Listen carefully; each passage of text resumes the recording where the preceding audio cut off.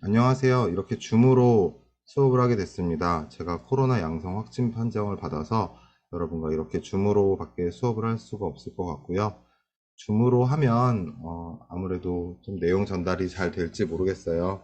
근데 여러분들이 영상으로 보시는 거 익숙하다고 생각하고 영상 잘 보시는 거 알고 있으니까 영상으로 잘 한번 해보도록 하겠습니다. 지난 시간에 우리는 전류에 대해서 배웠어요. 전류는 전하의 지속적인 흐름이고 우리가 전지에서 플러스에서 마이너스 쪽으로 전류가 흐른다고 생각하는 것과는 다르게 전하는 사실은 마이너스에서 플러스로 간다 라는 내용을 이야기를 했었고요. 음, 그래서 우리가 이렇게 전기를 스위치를 ON 하게 되면은 전류가 흐를 때는 전자가 이렇게 마이너스 전자가 왼쪽으로 플러스 쪽으로 전지의 플러스 쪽으로 이동하는 거를 지난 시간에 말씀드렸고 전류가 흐르지 않을 때는 안에서 서서히 움직이면서 가만히 있다고 말씀을 드렸습니다. 전류의 세기에 대해서 얘기를 했는데요. 1초 동안 도선의 한 단면을 지나가는 전하의 양이라고 이야기를 드렸고요. 단위가 되게 중요한데 암페어, 밀리암페어를 사용한다고 말씀드렸습니다. 그러면서 우리 휴대폰에 밀리암페어 사용해서 전지의 용량을 나타내기도 한다라고 말씀드렸죠.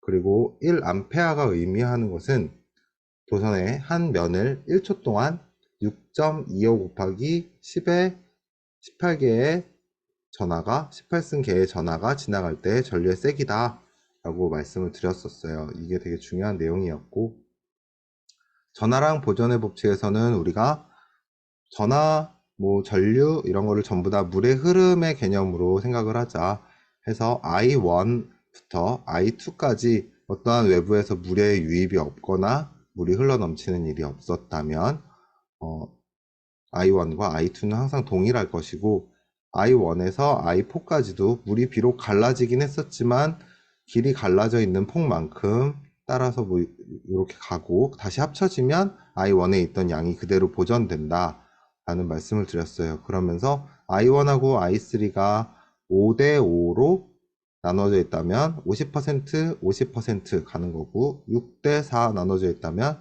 60% 40% 전류가 흐른다고 볼 수 있다 라고 말씀을 드렸고요. 직렬 연결과 병렬 연결에 대해서도 말씀드렸어요. 직렬 연결에서는 전류가 항상 동일하게 이렇게 흘러가는 걸 보실 수 있고 병렬 연결은 좀 아까 갈라졌던 것 같이 전류가 이렇게 흘러가다가 양쪽 길로 나눠졌다가 다시 합쳐져서 I1은 I2, I3 합과 똑같고 I4에 똑같은 값을 가지고 있다라고 이 전 그림과 비교해서 생각해 보시면 좋을 것 같아요.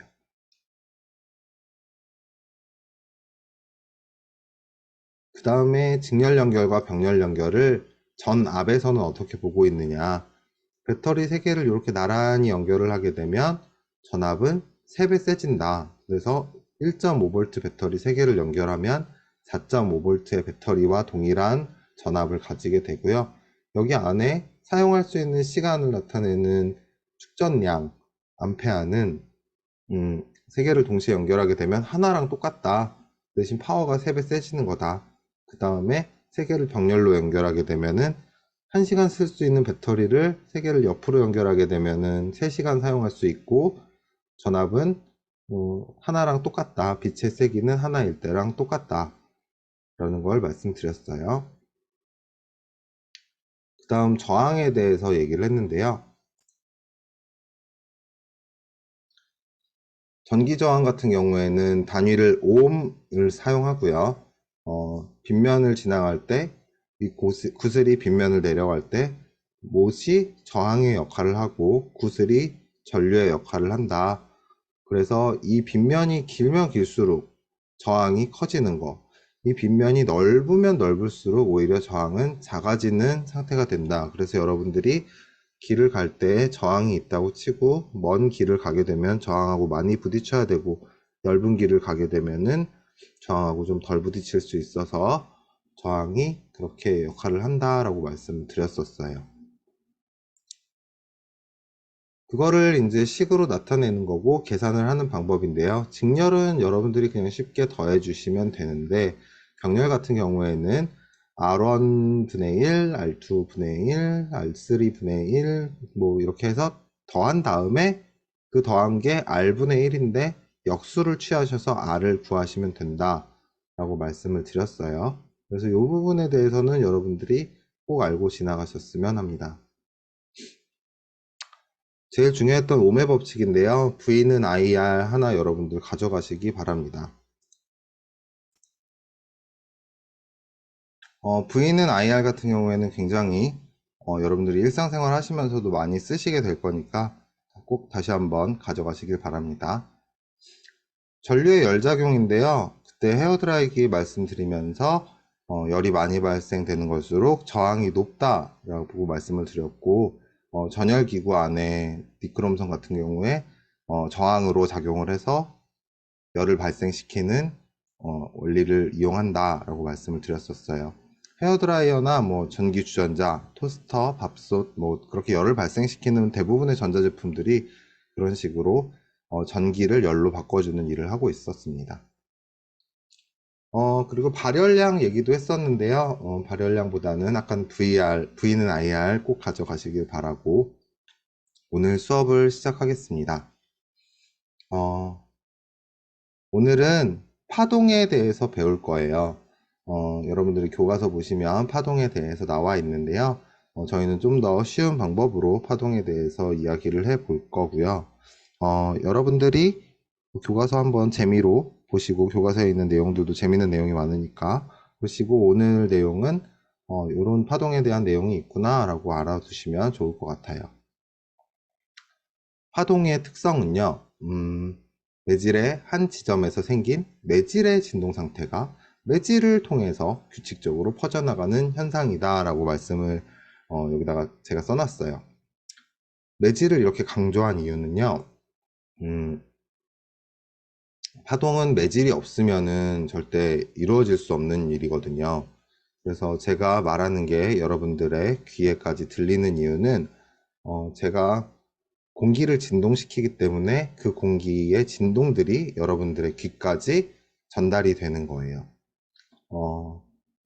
여기 두 번째 보시면 파동이 전파될 때 매질은 이동하지 않고 제자리에서 진동만 한다 라고 되어 있잖아요. 이 말은 제가 말을 할 때 제 입 앞에 있는 공기가 여러분들의 귀까지 가서 귀 안으로 들어가서 소리가 나는 게 아니라 제 입 앞에 있는 공기가 그 앞에 있는 공기를 진동시키고 또 그 앞에 있는 공기를 진동시키고 이렇게 매질 자체, 공기 자체는 이동하지 않고요. 제자리에서만 진동을 하고 그게 전달돼서 에너지가 전달돼서 여러분들 귀에 들어간다는 얘기예요. 이게 공기로 얘기하면 공기가 너무 가벼워서 제가 말할 때 분명히 입 앞에 있는 공기가 바람 불듯이 움직이는데 라고 말씀을 하실지 모르지만 물이나 돌 이런 데로 가게 되면 모래 이런 데로 가게 되면 사실 걔네들은 별로 안 움직이잖아요. 그래서 이게 이해가 된다라고 여러분들이 생각하실 수 있고 공기보다는 액체에서 기체보다는 액체보다는 고체에서 더 빠르게 이동합니다. 에너지가. 그렇게 가벼운 물질들이 아니라 무거운 물질, 그 헤비한 물질일수록 점점 진동은 빨리 전달이 되게 돼 있어요.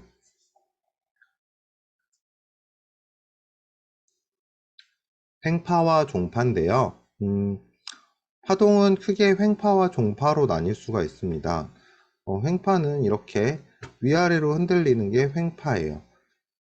옆으로 흔들려도 횡파고요. 이렇게 파동의 진행 방향과 매질의 진동 방향이 서로 수직인 파동이라고 보시면 되고 물결이나 전자기파라고 보시면 됩니다. 그 다음에 파동의 진행 방향과 매질의 진동 방향이 서로 같은 게 종파예요. 제가 이렇게 밀면 쭈루루 따라가서 도미노처럼 밀리는 게 종파이면서 보통 음파를 생각하시면 되고요. 아까 여기서는 이제 전자기파를 얘기했는데, 물결이나 전자기파를 얘기했는데, 가장 대표적인 거 예를 들어가면서 여러분들에게 말씀드리도록 하겠습니다. 일단은, 이렇게 주기나 주파수에 대해서 아셔야 되는데요. 매질의 한 점에서 한 번 진동하는데 걸린 시간이 주기, 그 다음에 주파수는 1초 동안 진동한 횟수. 한글로 보는 게 훨씬 편하시죠? 그래서 여기 여기까지를 파장이라고 보시면 되고요. 이렇게가 한 주기, 혹은 여기에서 여기까지를 한 주기라고 보시면 됩니다. 한번 내려갔다가 올라오는 그곳까지. 그 다음에 1초 동안 진동한 횟수를 우리가 헤르츠로 나타내는데요. 1헤르츠는 1초에 한 번이에요. 그러니까 제가 박수를 치는데 이렇게 치면 1초에 한 번이라고 쳤을 때 1헤르츠가 되는 거고요. 이렇게 치면 2Hz, 1000Hz는 1초에 1000번 쳐야겠죠. 저는 할 수가 없지만 1초에 1000번 진동하는 것들은 굉장히 많습니다. 그래서 뭐 1kHz 그러면 1초에 1000번 진동하는 거죠. 그 다음에 1MHz 그럼 1000번에 1000배, 100만 번 진동하는 거고요. 1GHz 그럼 100만 번에 또 1000배 진동하는 겁니다. 그래서 휴대폰 4G, 5G 하는 거는 기가헤르츠를 나타내는데요. 걔네들은 헤르츠를 그렇게 높게까지 사용을 한다라는 걸 말씀드리고요. 데시벨을 얘기하기 전에 헤르츠에 대해서 얘기를 하면서 헤르츠의 특성에 대해서 한번 주파수의 특성에 대해서 얘기를 하면요. 파장이 길고 그럴수록 더 많은 에너지를 전달할 수가 있어요. 파장이 짧을수록. 그리고 더 많은 에너지가 전달이 되는데요. 그래서 기가헤르츠 같은 경우에는 킬로헤르츠보다 마루와 마루 진폭은 작지만 마루와 마루도 짧은 경우가 많고요. 진폭도 짧지만 멀리 갈 수 있는 특징이 있고요. 헤르츠가 높아지면 높아질수록 멀리 가기보다는 똑바로 많은 에너지를 투여해서 가는 거를 볼 수가 있어요. 예를 들어서 줄넘기를 양쪽에 두 친구가 잡고 있다고 치면요. A라는 친구와 B라는 친구가 있어요. A라는 친구가 빠르게 흔드는 거예요. 그렇게 되면 진폭은 아마 작아질 거예요. 그 대신 A라는 친구 팔은 굉장히 아프겠죠. 빠르게 막 흔드니까. 그래서 이렇게 물결을 만드는 중이니까. 근데 천천히 하나, 둘, 셋 이렇게 막 천천히 하게 되면 보통 진폭이 굉장히 커지고 별로 힘들지 않아요. 아까 짧게 하는 친구보다. 그걸 생각하시면 짧게 할 때 직진성은 더 강해지고 힘이 더 많이 들어서 에너지는 더 많이 전달이 되고, 크게 하면은 이렇게 넘어갈 수 있는 게 많아지는 대신에, 넘어갈 수 있는 진폭이 커지는 대신에 횟수는 적어져 가지고 친구가 덜 힘들게 되고, 그래서 에너지는 덜 전달이 되고 하는 걸 보실 수가 있어요. 근데 중간에 장애물이 있다라고 하시면 여러분들은 아마 진폭을 크게 할 거예요. 그래서 진폭을 크게 하는 게 좋은 이점이 있을 때가 언제냐면 명확한 음성 전달보다는 더 멀리 전달을 할 때인데요.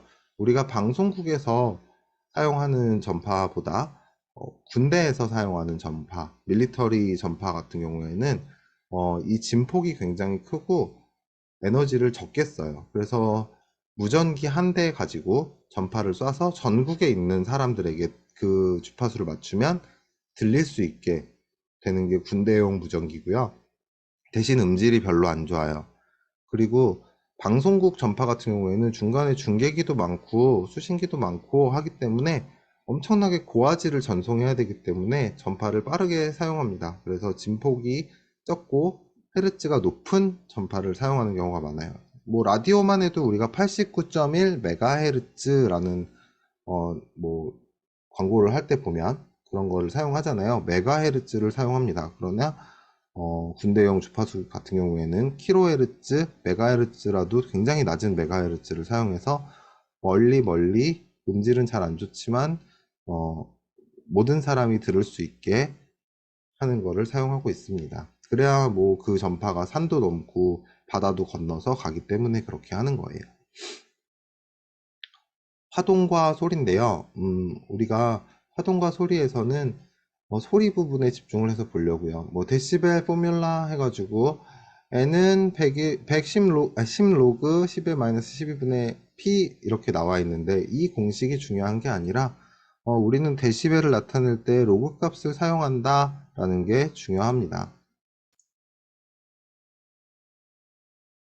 그래서 로그 값으로 되는 거다. 로그에 대해서 까먹은 분이 많으시겠지만 로그 값으로 될 때는 어떤 현상이 벌어지냐라는 건데 30데시벨의 소리는 20데시벨의 소리보다 10배가 큰 겁니다. 그리고 10데시벨의 소리는 20데시벨의 소리보다 10배가 작은 거예요. 그러면은 30데시벨의 소리랑 10데시벨의 소리는 100배가 차이 나는 겁니다. 그래서 10데시벨, 20데시벨, 30데시벨 올라갈수록 소리가 2배 커지고 3배 커진다 이 느낌이 아니라 10배 커지고 또 10배 커진다 라는 얘기를 드립니다. 이 부분에 대해서 잘 알고 계셔야 돼요. 제가 좀 이따가 예제를 들어서 다시 한번 설명을 해 드리겠습니다. 소리는요, 이런 특징을 가지고 있어요. 진동수에 따라서, 아까 제가 말씀드렸죠. 헤르츠에 따라서 음정이 달라진다. 그래서 도, 레, 미, 파, 솔, 라, 시, 도 이렇게 올라가는 게 소리의 진동수가 달라진다. 진동수가 크면 높은 진동수가 작으면 낮은 음의 소리가 난다. 라고 보시면 되고요. 어, 여자분들의 목소리는 높은 음이 많고 남자분들의 목소리는 낮은 음이 많습니다. 그래서 저음으로 내려가는 음일수록 바이브레이션이 잘 들리게 되고요. 고음일수록 바이브레이션보다는 깨끗한 소리가 들리게 돼요. 진동수가 낮기 때문에 아주 깨끗하게 들리게 되는 거죠. 같은 진폭과 같은 진동수를 갖게 되더라도 그 파형이 아까처럼 매끈한 파형이 아니라 조금 찌글찌글한 파형이 나올 수도 있는데 그렇게 되면 소리가 달라진다 라는 걸 알고 계시면 될 것 같고 그 예를 들어서 뭐 악기가 서로 다른데 진폭과 진동수가 같을 때라도 소리가 달라질 수 있는 피아노랑 바이올린 같은 경우가 있습니다. 어, 똑같이 도레미파솔라시도를 이렇게 연주를 하게 되면은 피아노랑 바이올린은 분명히 파형이 달라요. 거기서 진동수가 같은 그리고 진폭이 같은 음을 서로 맞추게 되더라도 아 이게 바이올린 소리구나 아 이게 피아노 소리구나를 알 수 있는 거는 파형이 다르기 때문에 우리 귀가 인식하는 것입니다. 파동을 보면요 중첩의 원리를 아셔야 되는데요. 같은 파형이 서로 똑같이 가게 되면은 2배로 커진다. 여러분들이 파도가 치고 있는데 거기서 뒤에 더 큰 파도가 오게 되면은 합쳐져 가지고 되게 큰 파도가 되는 걸 보실 수가 있을 거예요. 그리고 상쇄 간섭은 양쪽에서 같은 파형을 보냈을 때 서로 합쳐지면서 없어진다거나 아니면은 파형이 여기 오른쪽에 보시는 것처럼 두 개가 완전히 반대되는 파형을 양쪽에서 아니 한쪽에서 동시에 발생을 시킨다거나 하게 되면은 이렇게 소리가 없어지는 파동이 없어지는 걸 보실 수가 있고요. 이 원리를 사용해서 노이즈 캔슬링 기능을 여러분들이 일상생활에서 보실 수가 있는 거예요.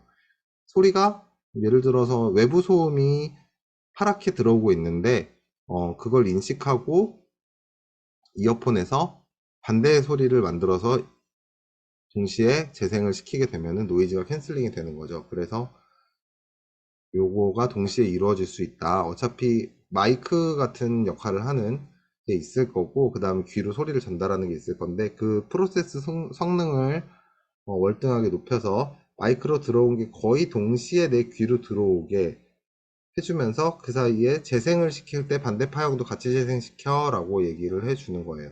그러니까 마이크로 들어오는 소리는 어차피 하나인데 재생되는 소리는 2개인 거나 마찬가지죠. 그래서 소리를 없애줄 수 있다 라는 겁니다. 일상생활에서 파형, 뭐 파동 이걸 갖다가 많이 보는 게 여러분들 와이파이 선택을 하시게 될 때 와이파이 2.4GHz, 5GHz 이렇게 쓰시잖아요. 제가 아까 말씀드린 것과 같이 이렇게 2.4GHz는 파형이 이렇게 크게 지나갑니다. 그러면은 방문이 닫혀 있어도 그 사이로 넘어가게 되고 주방에 있어도 방에 있는 와이파이를 잡을 수 있게 되고 이렇게 장애물을 잘 넘는 성격이 있는데요. 그만큼 에너지는 많이 가지고 가지 못합니다. 근데 5GHz는 방문을 잘 넘지도 못하고 똑바로만 가려고 하기 때문에 자꾸 어디 부딪히고 차단되고 막혀요. 그 대신 엄청나게 많은 정보를 전달할 수 있기 때문에 빠른 전송에는 유리합니다. 예를 들어 방에 와이파이를 설치했는데 주방에서 하고 싶다 혹은 마루에서 하고 싶다 좀 멀리 떨어진 데서 하고 싶다 그럼 2.4GHz 와이파이를 잡아두시는 게 좋고요. 나는 내 방에서밖에 와이파이 안 쓸 건데 라고 하시면 5GHz 와이파이를 쓰시면 바로 옆에 와이파이 기계가 있기 때문에 더 빠른 속도로 와이파이를 사용하실 수 있게 됩니다.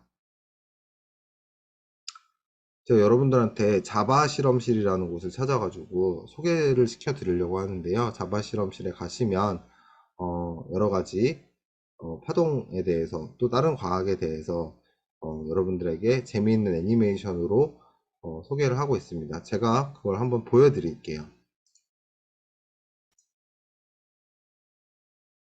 여기가 자바 실험실이라는 웹페이지예요.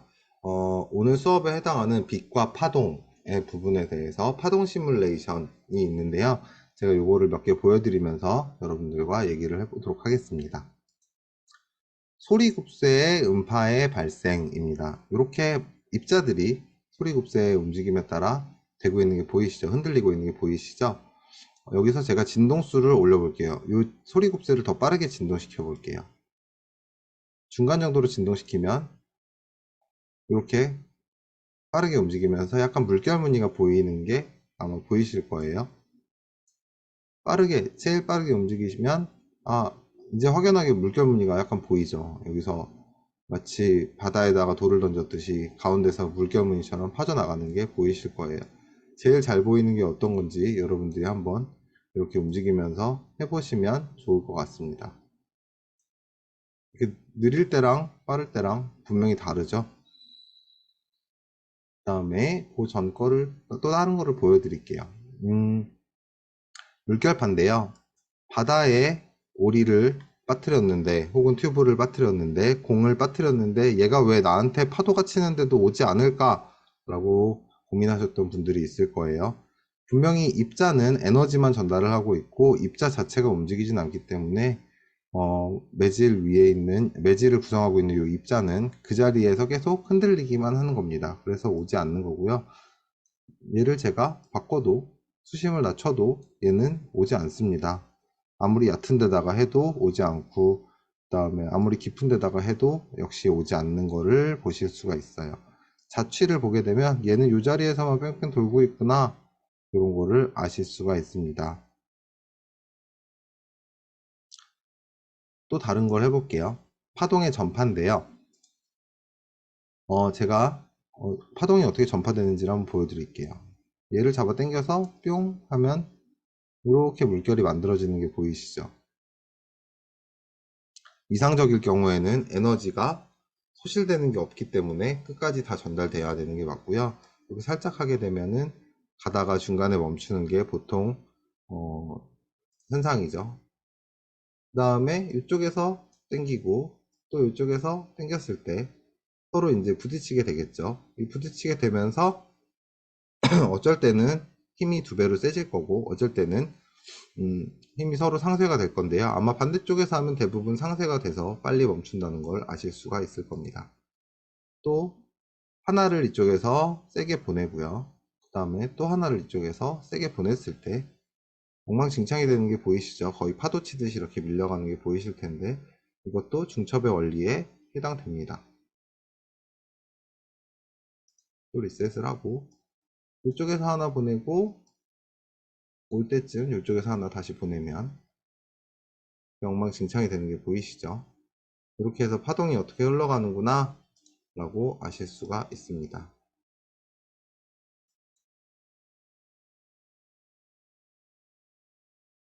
중간을 당겨도 마찬가지예요. 중간에 있는 것들을 당겨도 파동은 이렇게 흘러다니는 것을 보실 수가 있어요.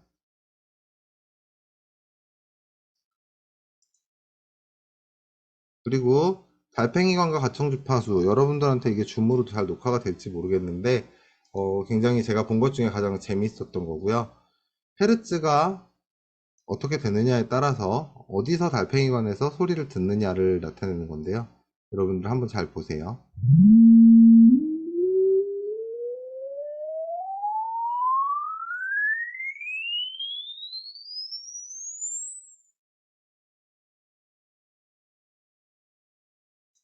이렇게 됩니다. 2만 Hz 가까이 오면은 여기까지 되는 거죠. 점점 고주파로 갈수록 여기가 진동을 하게 되는 거고요.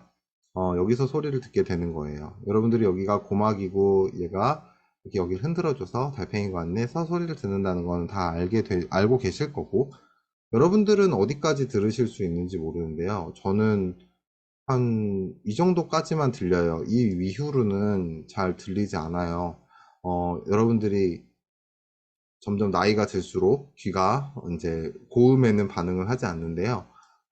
여러분들은 아직 젊기 때문에 제가 볼 때는 한 18,000까지도 듣지 않으실까, 점점 더 높은 음도 듣지 않으실까, 돌고래 소리도 잘 듣지 않으실까라는 생각을 해봅니다. 그래서 이게 이렇게 움직임에 따라서 달팽이관 가운데로 간다라는 거를 알고 계셨으면 좋겠습니다. 재밌죠, 이거? 다음에 편광인데요. 이게 편광이 어떤 거냐면 이렇게 파가 이렇게 와요. 빛이 올 수도 있고 전파가 올 수도 있는데 여러분들 이걸 돌려서 보시면요. 지금은 여기서 오는 빛이 여기까지 오게 되잖아요. 근데 제가 이걸 90도 돌리잖아요. 그럼 여기서 오는 빛이 여기서 다 막히게 됩니다. 45도 돌리면 이상하게 찌그러지고요. 이렇게 다시 0도가 되면 제대로 통과를 하고 또다시 반대쪽 90도를 해도 빛이 통과를 하지 않고 전자기파가 통과하지 않는 것을 보실 수가 있어요. 이게 뭘 의미하냐면요. 편광 폴라라이즈드라고 하는데 그런 렌즈를 끼게 되면 요즘에는 한 10,000원 정도밖에 안 하는 선글라스들이 있어요. 10,000원짜리 선글라스를 끼게 되면은 물 속에 있는 물고기가 보이게 됩니다. 물 위에서 수면 위에서 빛이 산란돼서 뭐 풍경이 보일 때도 있고 반영을 사용해서 사진을 찍을 때도 있는데 폴라라이즈드 렌즈를 사용하게 되면 물 속을 볼 수가 있어요.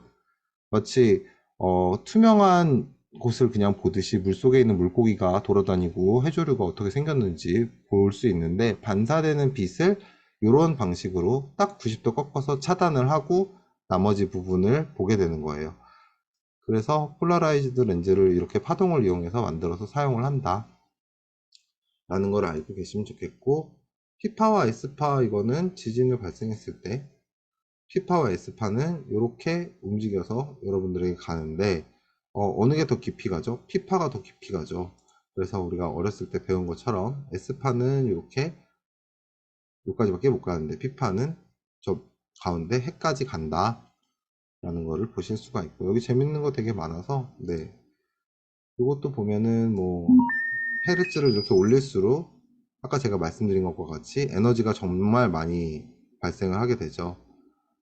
그리고 헤르츠가 낮아질수록 이렇게 파형이 넓어지면서 이렇게 넘어갈 수 있는 것도 많고 저음을 나타낸다 라는 거를 보실 수가 있습니다. 여기도 나왔는데 우리가 들을 수 있는 소리의 진동수에는 한계가 있습니다. 보통 사람은 20에서 20kHz까지의 소리를 들을 수 있는데 나이가 들을수록 높은 음이 잘 들리지가 않습니다. 청각기관이 노화되어 탄력성이 약해지기 때문으로 예상하고 있습니다. 네, 이렇게 되고 있습니다. 네, 이런 것들이 있으니까 이거 말고도 이런 다른 일의 원리, 에너지 변환, 힘과 운동, 전기와 자기와 같은 여러분들이 일상에서 많이 보실 수 있고 여기서 다양하게 체험해 볼 수 있는 것들이 많으니까 이 사이트 제가 알아낸 건데 여러분들한테 소개 한번 해드렸고요. 다음은 영상을 하나 보시겠습니다.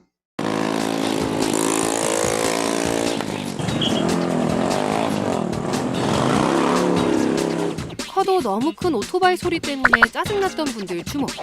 무려 30년 만에 오토바이 소음 규제가 강화된대요.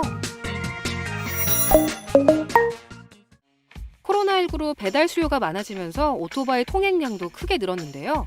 빠른 배달에 오토바이만한 게 없긴 하지만 그래도 오토바이 소음이 너무 커서 불편하다는 사람들도 많아졌습니다. 밖에서 들리는 오토바이 소리 때문에 잠 못 자겠음. 오토바이 소리 좀 안 나게 해라. 이렇게 오토바이 소음 민원이 급증하자 지자체나 국회도 오토바이 소음 허용 기준을 좀 강화해달라 정부에 요구하고 나섰는데요. 결국 30년 만에 소음 허용 기준 등 전반적인 소음 관리 체계가 바뀐다고 합니다. 구체적으로 어떻게 바뀌냐면요. 먼저 오토바이 소음 허용 기준이 크게 강화됩니다. 그동안은 배기량이 80cc를 넘으면 105dB, 안 넘으면 102dB까지 가능했는데요. 앞으로는 배기량 기준도 80cc와 175cc로 세분화되고요. 소음도 최대 95dB를 넘지 못하도록 강화한다고 해요. 또 배기소음 인증시험 결과값을 오토바이에 의무적으로 표시하게 해서 소음을 유발하는 오토바이 개조도 막을 거라고 합니다. 마지막으로 단속도 강화되는데요. 배기소음이 95dB를 넘어가면 이동소음원으로 지정돼 특정 지역에서 통행이 제한된다고 합니다. 원래 영업용 확성기 같은 음향장치를 부착한 차들이 이동소음원에 해당했는데요. 이제 여기에 배기소음이 심한 오토바이도 추가되는 거죠. 다만 오토바이 소음을 규제하는 지역이나 시간 등은 여러 상황을 고려해 결정한다고 합니다. 이게 이동소음원으로 지정이 되더라도 지자체에서 이동소음 규제 지역 내에서 규제를 받는 대상과 지역과 시간을 정할 수 있기 때문에 전 지역에서 전일 규제가 되는 것은 아닐 거라고 봅니다. 만약 이를 위반하면 최대 200만 원의 과태료를 물어야 한대요. 이런 소식이 전해지자 평소 오토바이를 즐겨 타던 사람들 사이에서도 의견이 분분했는데요. 그래, 너무 시끄럽긴 했어. 진작에 이렇게 했어야 함. 법안 이게 바뀌었으니까 못 맞출 거면 운행도 하지 말라는 소리인 건가? 가장 말이 많았던 건 그동안 현행법에 맞춰 105dB까지 합법적으로 구조 변경한 오토바이는 어떻게 되냐는 거였죠. 결론부터 말하자면 소음 허용 기준의 경우 소급 적용은 안 되기 때문에 크게 문제될 건 없지만 이동소음원으로는 지정될 수 있으며 앞서 말했듯 통행에 제한받을 수 있습니다. 이동소음 규제 지역 내에서 95dB를 초과하는 이륜차는 규제 대상이 될 수 있기 때문에 이 규제를 전혀 적용을 받지 않으려면 95dB 이하로 다시 구조 변경을 한다든지 하는 조치가 필요할 것 같고요. 이번 개편은 올해 말이나 내년 초쯤부터 적용될 것으로 예상되는데요. 규제가 강화되는 건 좋은데 한편으로는 이게 과연 실효성이 있을지 의문을 갖는 사람들도 있습니다. 그래서 환경부는 규제와 더불어 오토바이 운행이 많은 지자체를 중심으로 배달용 전기 오토바이를 보급할 예정이고요. 소음 단속을 위한 CCTV 개발 사업도 추진할 계획이래요. 안 그래도 걱정 많은 세상, 앞으로 오토바이 소음 걱정은 덜 수 있을지 지켜봐야겠습니다.